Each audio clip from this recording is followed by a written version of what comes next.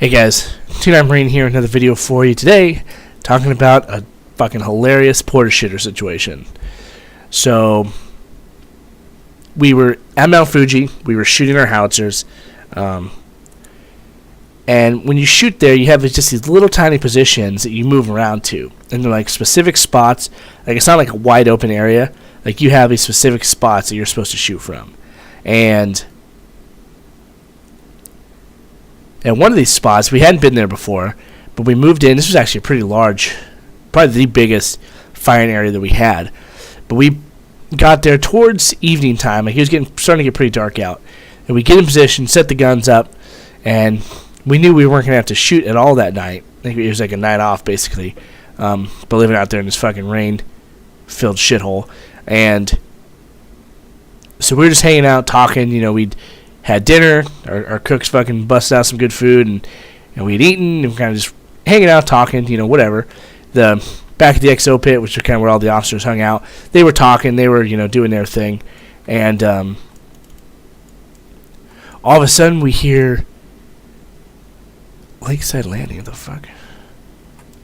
Oh, all of a sudden we hear fucking screaming, because every position had porta shitters for you to use. They didn't want you digging holes to shit like we would in 29 Palms. So they had, you know, 2 or 3 or 4, whatever, porta shitters in each position for you to use. And one of our guys had to go, numero dos, and he went to... This isn't it. I thought I was supposed to meet somebody at Lakeside Landing? I'm confused. And I'm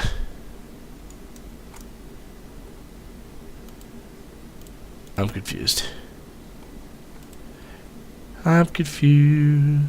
And so you had the porta shitters, and he decided to go number 2, and all of a sudden we'd hear screaming. Like, by this point, it was pitch black out, and he went to the porta shitters and did not take a flashlight. You know, he figured he could handle it. You know, he wasn't far from his gun, and just all of a sudden we hear this screaming, like somebody's being fucking stabbed in the stomach, screaming, and we're like, what the fuck? So people just fucking get up, and they're running towards the porta shitters, and people have their flashlights, and they have them on and stuff, and all of a sudden we get to this porta shitter, and this Marine is fucking standing outside of it, butt-ass naked from the waist down. His pants were pulled all the way down to his ankles, and he is just covered in shit. Just covered in it. Like, all around his junk, on his ass, all of it. And we're like, what the fuck? Like, we started laughing. It was hilarious. But we're like, what the fuck?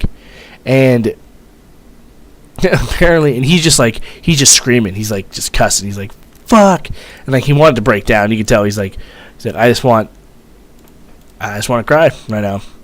I want to fucking have a good man cry, because this is fucking bullshit. And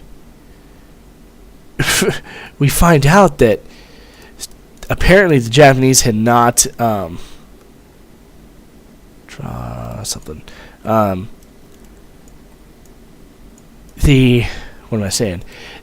Japanese had not cleaned out this porta shitter in a fucking long ass time. For whatever reason, they just didn't. And Torment's a soft knuckle.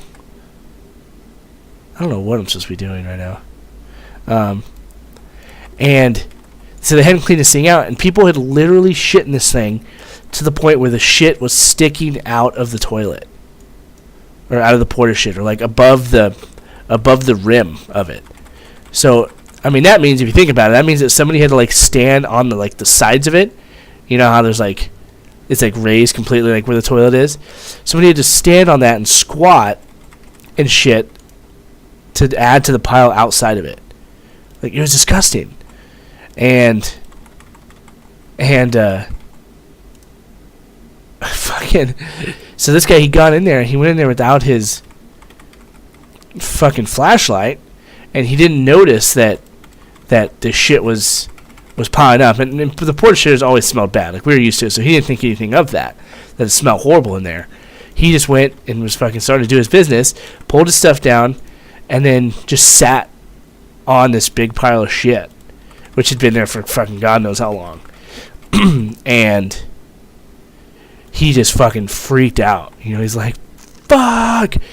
And we just started laughing, and he ended up, they took him out of the field so he can go shower, and they gave him like a booster shot or something just to fight off any antibiotic or any, you know, thing he may possibly could have picked up. Because like, literally, his junk was all in it, like covered in it. Just, yeah, very unpleasant. And he was traumatized from then on out. It was funny. But we're just like, oh my God, like how terrible or how shitty of a situation, pun intended, right? To be in. It was so bad. So bad. It was fucking absolutely hilarious. Absolutely hilarious. One of the funniest things I've seen in a while. I've seen in a long time. And we're just cracking up. But it was just, it's so gross. And you just fell for him because you know that it could have happened to anybody. Because, you know, you just don't, you're not concerned. You know, there's no bad guys around. You're not concerned about dying. So your guard is really low. And he, you know, he didn't think to bring his flashlight because, honestly, he didn't need it because